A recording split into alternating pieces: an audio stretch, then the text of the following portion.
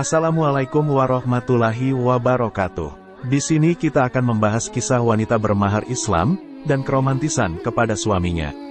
Mudah-mudahan di sini kita bisa mencontohnya. Lembaran kehidupan Rumaisah binti Milhan tak pernah lekang dari ingatan muslimah. Ummu Sulaim, demikian umat mengenal sosoknya. Ialah sang wanita di belakang medan perang, sang janda bermaharkan Islam.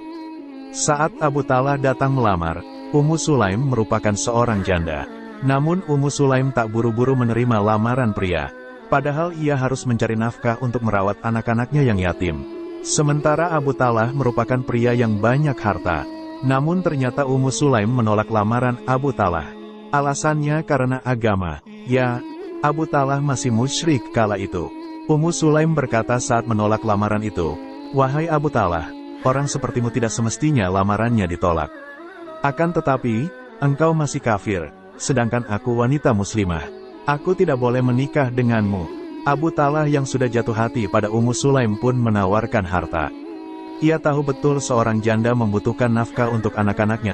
"Kalau kamu mau, aku akan memenuhi keinginanmu," ujar Abu Talha. Ummu Sulaim pun berkata, "Apa yang ada di benakmu tentang keinginanku?" "Aku akan memberimu emas dan perak," jawab Abu Talha. "Bukan emas dan perak yang kuinginkan darimu.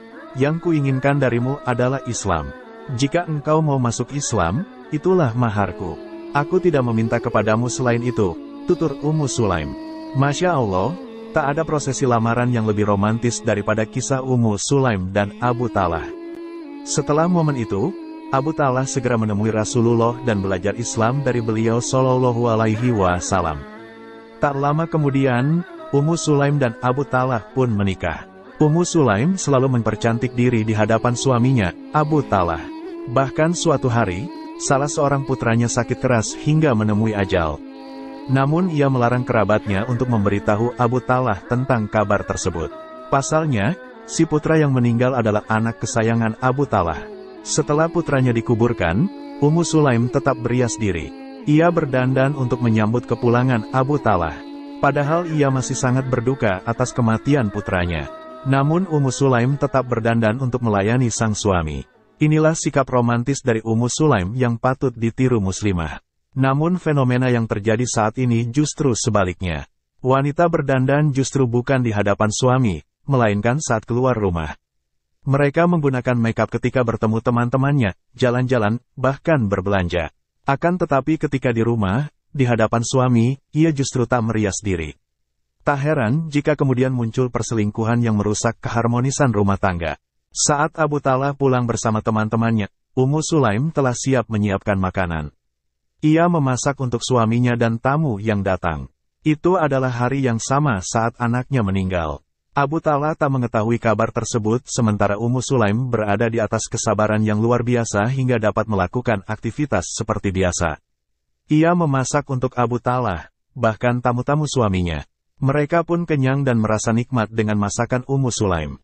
Meski nampak sederhana, memasakkan suami pun salah satu sikap romantis jika dilakukan dengan ikhlas hati. Satu lagi sikap romantis lain yang juga dimiliki Ummu Sulaim, yakni bagaimana Ummu Sulaim menyembunyikan duka cita atas kematian putranya. Ia menyembunyikan duka hatinya di hadapan sang suami. Seakan tak ada masalah, Ummu Sulaim melayani Abu Talha sebagaimana biasa. Sampai-sampai, Abu Talha tak mengetahuinya dan tak menyangka kesedihan baru saja melanda rumahnya. Sebaiknya, Abu Talha justru merasa senang malam itu. Ketika melihat suaminya telah tenang, barulah Ummu Sulaim memberitahu kabar duka tersebut. Cara Ummu Sulaim memberikan kabar duka pun sangat romantis. Ia berkata kepada suaminya, "Wahai Abu Talha, apa pendapatmu jika ada suatu kaum meminjamkan barang kepada kaum yang lain, lalu mereka meminta kembali barang pinjaman tersebut? Apakah kaum yang dipinjami berhak untuk tidak mengembalikan barang itu?" "Tentu saja tidak," jawab Abu Talha. Ummu Sulaim pun berkata, "Sesungguhnya Allah telah meminjamimu anak, kemudian dia mengambilnya kembali.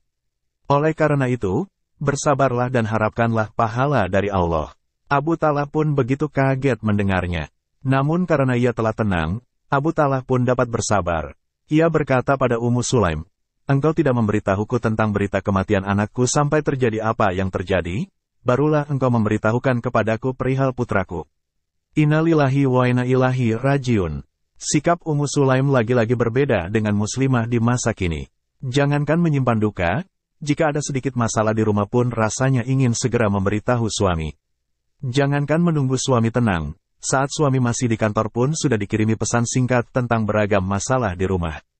Sementara Ummu Sulaim sanggup menyimpan dukanya, bersabar, melayani sebaik mungkin sebagai istri, barulah ia memberi kabar duka pun dengan kata-kata bijaknya. Masya Allah, betapa indahnya akhlak wanita solihah sang sahabiyah mulia. Demikianlah beberapa pelajaran yang bisa diambil dari kisah Rumaisah binti Milhan atau Ummu Sulaim, sang istri yang romantis dan senantiasa menjadi penyejuk hati suami. Tak hanya itu, ia pula sosok ibu yang luar biasa, pendidik yang bijaksana. Lahir dari hasil didikannya, seorang anak yang menjadi salah satu perawi hadits Nabi. Ialah Anas bin Malik. Semoga Allah meridai Ummu Sulaim dan keluarganya. Terima kasih sudah menonton, jangan lupa like dan subscribe supaya saya lebih semangat untuk menceritakan kisah lainnya.